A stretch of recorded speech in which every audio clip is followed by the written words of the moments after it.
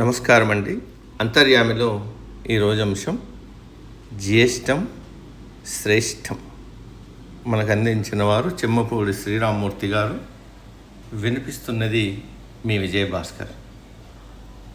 సంవత్సరం పొడగున మనకు ఎన్నో పర్వదినాలు ఉన్నాయి. జ్యేష్ఠ మాసంలోనూ అలాగే పలు విశేష సందర్భాలు ఉన్నాయి. ఈ ఏడాది అధిక మాసం తర్వాత నిజ జ్యేష్టం ప్రారంభమవుతుంది. జ్యేష్ఠ నక్షత్రానికి ఆదిదేవత ఇంద్రుడు. ఈ నక్షత్రంలో చంద్రుడు ఉన్నప్పుడు పౌర్ణమి ఏర్పడే మాసం కాబట్టి ఇది జ్యేష్ఠమైంది.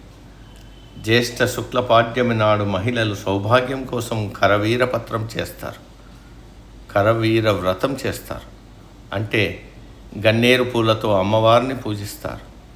కొందరు భద్ర చతుష్టయ వ్రతం కూడా చేసుకుంటారు. విదేయ నాడు శ్రాద్ధ కర్మలు ఆచరించి పితృదేవతలకు తర్పణాలు విడుస్తారు. ఈ రోజుకు సోపపదము అన్న పేరు కూడా ఉంది. రంభా తృతీయగా పేర్కొన్న తదియ రోజున రంభావ్రతం చేస్తారు. రంభ అంటే అరటి. పార్వతీదేవి స్వర్ణ ప్రతిమను అరటి చెట్టు కింద ఉంచి పూజించి వస్త్రదానం చేయడం ఆనవాయితీ. శుద్ధ చవితి పార్వతీదేవి ఉమాదేవిగా అవతరించిన పర్వదినమని బ్రహ్మపురాణం చెబుతోంది. ఈ రోజున శుక్లాదేవిని కూడా పూజిస్తారు. శుద్ధ పంచమి కూడా పితృదేవతలకు ప్రీతికరమైన రోజు. శుద్ధ షష్ఠి నాడు అరణ్యక గౌరీ వ్రతం, వింధ్యవాసిని వ్రతం చేస్తారు. దీనికి స్కంద షష్ఠి అన్న పేరు కూడా ఉంది.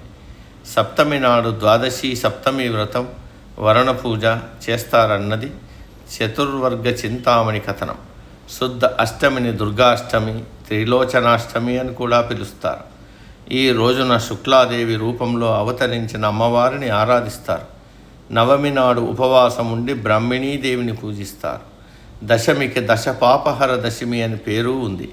10 పాపాలను పోగొట్టే గొప్ప పర్వదినమని దీనికి పేరు. ఇది గంగావతరణ పుణ్యదినమని స్మృతి కౌస్తుభం చెబుతోంది.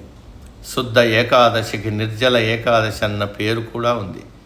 ఈ రోజున నీళ్లు కూడా తాగకుండా ఉపవాసం ఉంటారు. ఏమాత్రం ఆకలికి తట్టుకోలేని భీముడు పట్టుదలతో ఈ ఒక్క రోజున ఉపవాసం చేసి 24 ఏకాదశుల ఉపవాస పుణ్య ఫలితం పొందాడు అంటారు. చంపక ద్వాదశిగా ప్రసిద్ధి చెందిన జ్యేష్ఠ శుక్ల ద్వాదశి నాడు త్రివిక్రమమూర్తిని అర్చిస్తారు. ఆది శంకరుల కైలాస యాత్ర ఈ రోజుననే జరిగిందంటారు. జ్యేష్ఠ పౌర్ణమి రోజున వట సావిత్రి వ్రతం ఆచరిస్తారు. వటవృక్షం శ్రీ మహావిష్ణు స్వరూపం. యముడితో పోరాడి భర్త సత్యవంతుణ్ణి సజీవంగా వెంట తీసుకొచ్చిన సావిత్రి ఈ రోజున పూజలు అందుకుంటుంది. ఈ పుణ్యదినాన్ని ఏరువాక పున్నమిగా రైతుల పండుగగా జరుపుకుంటారు. కృష్ణ యజుర్వేదంలో ఈ పర్వదినం గురించి సవివరంగా ఉంది. బహుళాష్టమి రోజున త్రిలోచన పూజ, దిందుకాష్టమి వ్రతం, శీతలాష్టమి వ్రతం ఆచరిస్తారు. బహుళ ఏకాదశిని అపర ఏకాదశిగా, యోగిని ఏకాదశిగా పేర్కొంటారు.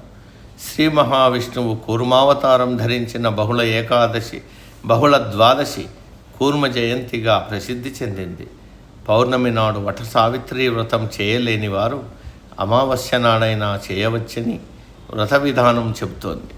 ఇన్ని పర్వదినాలు ఉండడం వల్లనే జ్యేష్టం అత్యంత శ్రేష్టమన్న మాట జన వ్యవహారంలో స్థిరపడింది.